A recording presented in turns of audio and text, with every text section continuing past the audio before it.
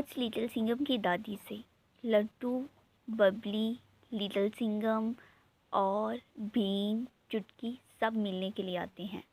تو دادی جان انہیں دیکھ کر بہت زیادہ خوش ہوتی ہے اور کہتی ہے، ارے بیٹا، تم سب لوگ مجھ سے ملاقات کے لیے آئے ہو۔ میں تو تم لوگوں کا کب سے انتظار کر رہی تھی کہ تم لوگ کب آؤ اور میں تم لوگوں سے ملاقات کروں۔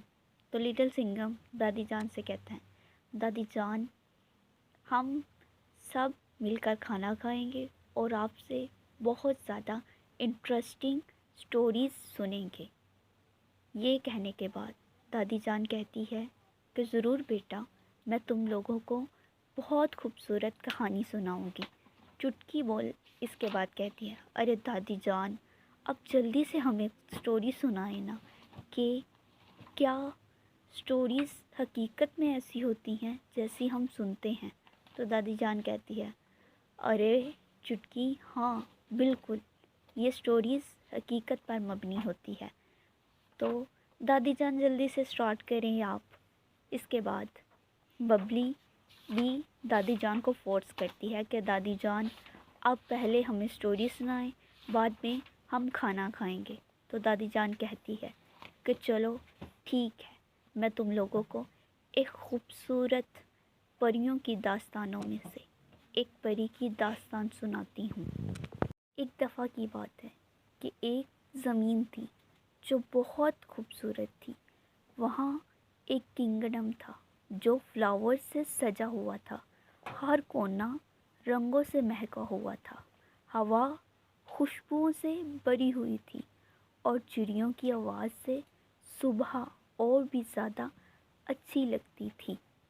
اس کے بعد لڈو دادی جان سے کہتا ہے، دادی جان، ہمیں اگلا پارٹ بتائیں نا، جلدی بتائیں، پھر اس سے آگے کیا ہوتا ہے؟ تو دادی جان کہتی ہے، چڑیوں کی آواز سے صبح اور بھی زیادہ خوبصورت لگتی تھی۔ وہاں کا کنگڈم جو اپنی نیک دل ہونے کی وجہ سے مشہور تھا، اس کا پیلس کسی بھی خواب سے کم نہ تھا۔ اس کے سب خزانوں میں سے سب سے زیادہ پیاری اس کی بیٹی عروا تھی۔ وہ اتنی خوبصورت اور نازک تھی کہ لوگ اس کے بارے میں کہتے تھے کہ اس کا چہرہ رات کے خوبصورت ستاروں کی مانند ہے۔ یہ سننے کے بعد چٹکی دادی جان سے کہتی ہے، ارے دادی جان، وہ پری تو بالکل میرے جیسی ہوگی۔ تو دادی جان مسکراتی ہے اور کہتی ہے، ہاں چٹکی، وہ پری تمہارے جیسی اور ببلی جیسی ہوتی ہے، جو بہت خوبصورت ہوتی ہے۔ وہ بہت نرم و نازک ہوتی ہے اور وہ اتنی خوبصورت ہوتی ہے کہ لوگ اس کی تعریف کرتے نہیں تھکتے تھے۔ جب وہ ہنستی تھی تو ایسے لگتا تھا کہ جیسے چاندنی کی گھنٹی بج گئی ہو۔ اس کا کمرہ بھی اسی کی طرح خوبصورت تھا۔ کمرہ بھی چھوٹی چھوٹی لائٹوں سے سجا ہوا تھا۔ دادی جان، اس کے بعد کیا ہوتا ہے؟ اب ہمیں اگلا پارٹ بتائیں۔ تو دادی جان ان سے کہتی ہے کہ اس کے بعد وہاں کا کنگڈم اپنی بیٹی کے لیے ایک پرنس کو پسند کرتا ہے۔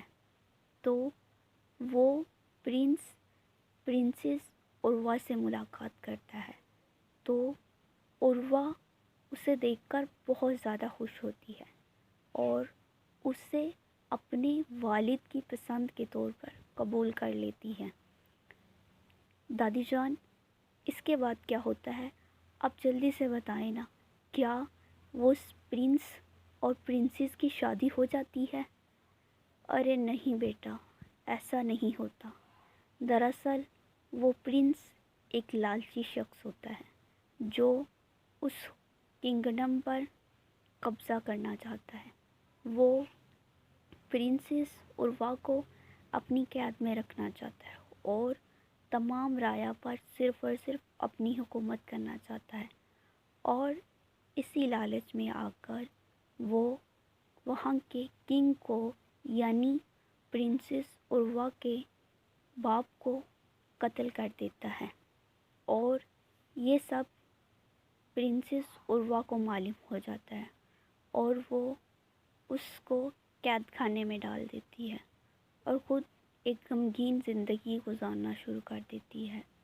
تو اس کے بعد چٹکی بولتی ہے کہ دادی جان، یہ تو بہت غلط ہوا تھا پرنسس عروہ کے ساتھ، اور اس کے والد کو بھی قتل کر دیا گیا۔ چلیں اس سے آگے کیا ہوتا ہے آپ ہمیں بتائیں۔ تو دادی جان کہتی ہے ہماری زندگی مشکلات سے بھری ہوئی ہے، کبھی خوشی آتی ہے تو کبھی غم آتا ہے، جیسا کہ ہم نے اس کہانی میں دیکھا کہ پہلے پرنسس عروہ کی زندگی کس قدر حسین تھی، اب اس کی زندگی میں مشکلات آ گئی ہیں، تو اب اس کی زندگی میں پھر سے ایک خوشی کی لہر دور آتی ہے۔ اس کے کزن، وہ بھی ایک پرنس ہوتا ہے، وہ اپنے ملک واپس لوٹتا ہے۔ تو جب اسے اس بات کا علم ہوتا ہے تو وہ پرنسس عروہ سے ملتا ہے اور پرنسس عروہ کو تسلی دیتا ہے، اور آہستہ آہستہ پرنسس عروہ اپنے کزن پرنس جان کو پسند کرنا شروع کر دیتی ہے، اور وہ ایک دوسرے کی طرح سمجھنا شروع کر دیتے ہیں۔ چٹکی اور ببلی کہتی ہے دادی جان، کیا اب پرنسس عروہ کی شادی ہو جاتی ہے؟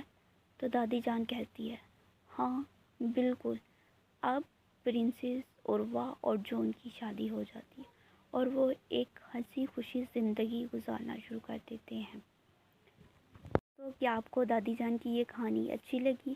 اگر یہ کہانی اچھی لگی تو اس ویڈیو کو لائک کریں، شیئر کریں اور ہمارے چینل کو سبسکرائب کریں۔